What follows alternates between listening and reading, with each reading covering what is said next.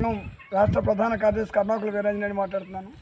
ప్రధానంగా కాకినాడ జిల్లా జగ్గంపేట టౌన్లో జగనన్న కాలనీలో 2,50,60,000 రూపాయలు నిధులు మంజూరైనవి. ఈ డబ్బులు కూడా మరి అసలు ఎన్ని వచ్చినాయి, ఎన్ని రాలేదు, ఎన్ని కోట్లు ఈ రాజకీయ నాయకులు కాంట్రాక్టర్లు నొక్కేస్తారో మాకైతే తెలియదు. కానీ అసలు జగనన్న కాలనీకి వర్షం వస్తే బాది, బురద, నీరు, దోమలు, ఈగలు, పాములు, మలేరియా, టైఫాయిడ్ అంతా రాజ్యం వెళ్తుంది ఇక్కడ.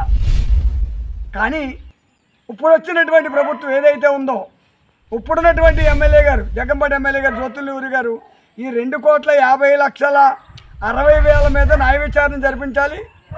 తక్షణమే కాకినాడ నుంచి కలెక్టర్ గారు వచ్చి అసలు ఎన్ని కోట్లు రిలీజ్ అయినాయి, ఈ కోట్లు ఏమైనాయి, ఇందులో పోసిన 10 టాటర్ల మట్ట, 20 టాటర్ల మట్టి బురద పోసారా, ఆ రోడ్లకి ఈ పోసిన 10 టాటర్ల మట్టిలో కూడా ఎవరైనా వెళ్తున్నారా, వెళ్ళట్లేదా, మనుషులు వెళ్తున్నారా, వెళ్ళట్లేదా, ఈ గర్భిణీ స్త్రీలు, హాస్పిటల్లోకి వెళ్ళే పెద్దవాళ్ళు, ముసలోళ్ళ పరిస్థితులు ఏంటనేది తక్షణమే తూర్పుగోదావరి జిల్లా కలెక్టర్ దీని మీద న్యాయ విచారణకు ఆదేశించాలి. ఆయన రావాలి ఇక్కడికి. ఎందుకంటే సీఎం గారు కూడా చెప్తారు, చంద్రబాబు నాయుడు గారు ప్రజల బాధలు కలెక్టర్లు వెళ్ళాలి అంటున్నాడు.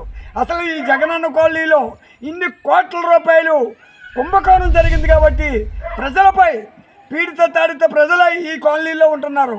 వీళ్ళకి వెళ్ళడానికి కానీ, రావడానికి కానీ, ఏం చేసుకోవడానికి కానీ దారి తని లేకుండా ఉందని ఆంధ్రప్రదేశ్ రైతు కూలీ సంఘం ఈ సందర్భంగా ప్రస్తుతానికి తెలియజేస్తున్నాం.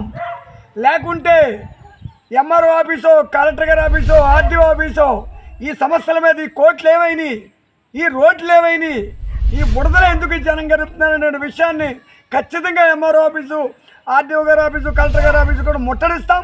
తక్షణమే కొత్త ప్రభుత్వం కూడా దీని మీద న్యాయ విచారణ ఆదేశించాలి.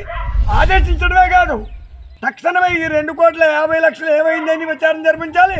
ఇంకొక 5-10 కోట్ల రూపాయలు తక్షణం వీళ్ళకి సిమెంట్ రోడ్లు ఏర్పాటు చేసి కనీసం వాళ్ళు నడవడానికైనా, ఉండడానికైనా, కానీ కాలనీలో రావాలన్నా భయపడే పరిస్థితి వచ్చేసింది. కాబట్టి ఈ జగనన్న కాలనీ మీద న్యాయ విచారణ జరిపి తక్షణమే ఇంకా నిధులు మంజూరు చేయాలి. జరిగిన నిధులు గోల్మాల్ మీద న్యాయ విచారణ జరిపించాలని ఆంధ్రప్రదేశ్ రైతు కూలీ సంఘం రాష్ట్ర కార్యదర్శి కర్ణాకుల వీరాంజనేయులు డిమాండ్ చేస్తున్నాను.